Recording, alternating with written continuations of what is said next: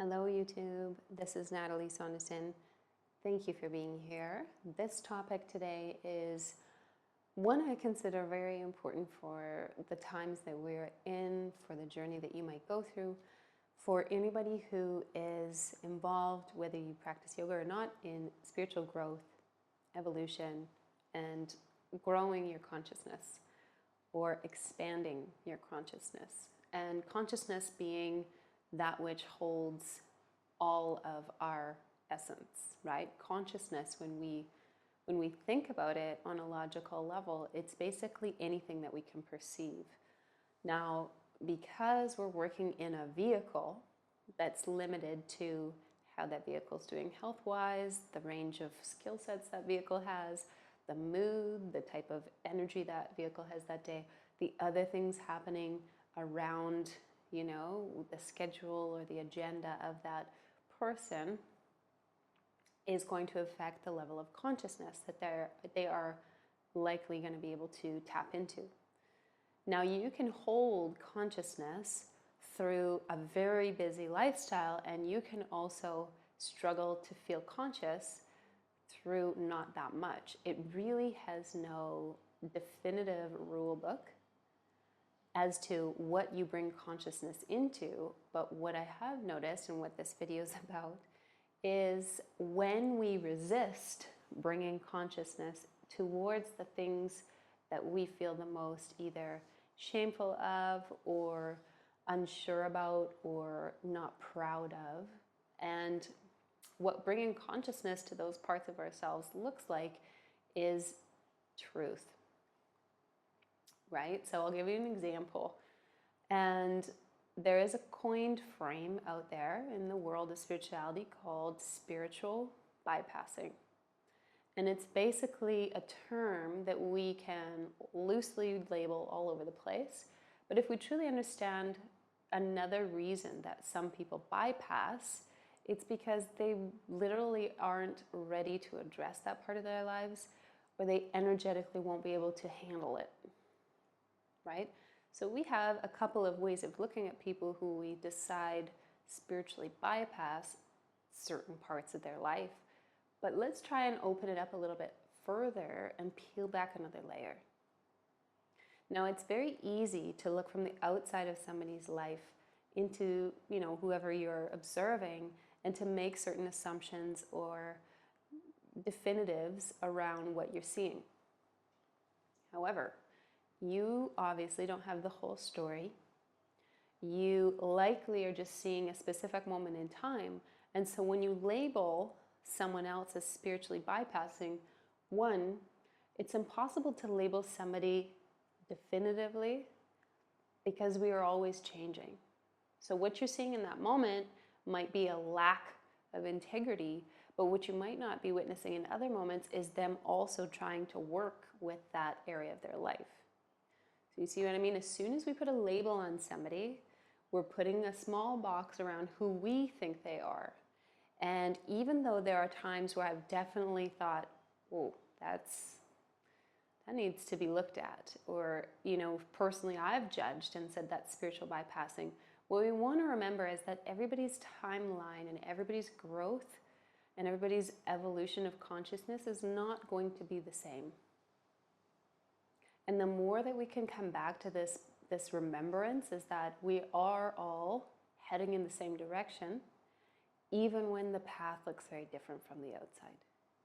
And yes, that might feel and sound like an ideal way to see it when there's actual situations playing out where people aren't showing up and being accountable.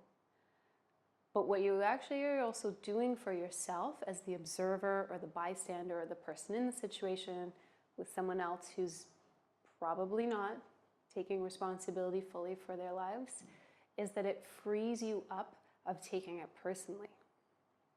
And spiritual bypassing is also a way in which we protect ourselves as people, which is a very, very human instinct to do, right? We don't naturally head towards pain or things that are going to cause us grief or, more turmoil in how we live our lives.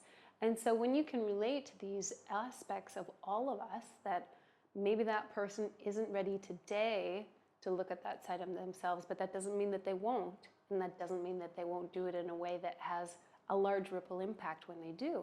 Maybe they choose to help others that experience what they've gone through.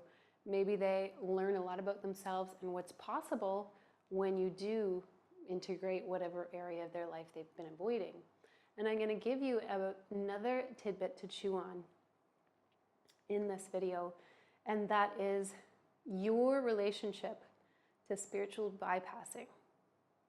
Because if you can see somebody else and say they're doing XYZ in their life, which doesn't align with my version of spirituality, I guarantee that there's an element of your life that you're also doing the same thing in. And why is that? Well, first of all, we wouldn't really be that bothered to notice and, observe people that didn't hold a charge or a trigger somewhere in ourselves.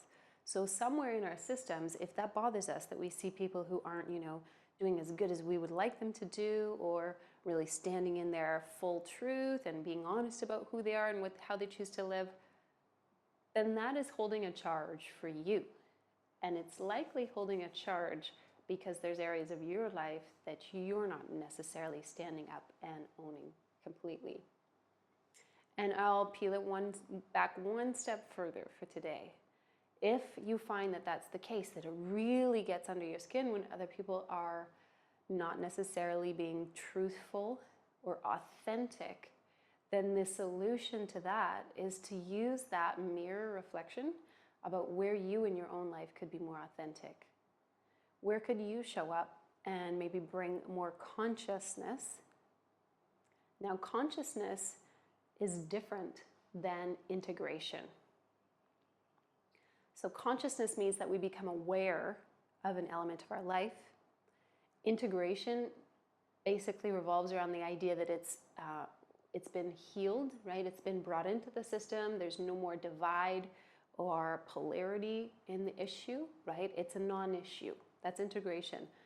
Consciousness is basically when we bring our own loving attention towards what is trying to get our attention. And so the first step, when you do realize, oh, I realized I never speak out in public, or I have a hard time saying how I feel with that relationship, or maybe I kind of need some help in this area of my life, and I'm finding I'm not easily asking for it. Once you become clear about what you're personally bypassing or maybe sidestepping, the first thing that you need to do is just see it for what it is, right? Seeing it for what it is and being able to say to yourself first, this is what actually I am working through. This is what I'm going through. This is what I can see playing out in my life. Okay, let's observe that. And so often in our healing profession, in our wellness industry, we have been handed so many books and tips and techniques around how to speed up that healing or that integration, or how to use more modalities to kind of heal yourself or fix yourself. And I feel that that also tributes to the always doing better. And when we are looking at ourselves with those eyes of needing to be better, it's very difficult to integrate because we're actually judging. We're judging ourselves. And the quickest way that you can figure out if you're judging yourself is if you're judging others. Okay? So I know that was a lot, and I'd love to hear your comments below.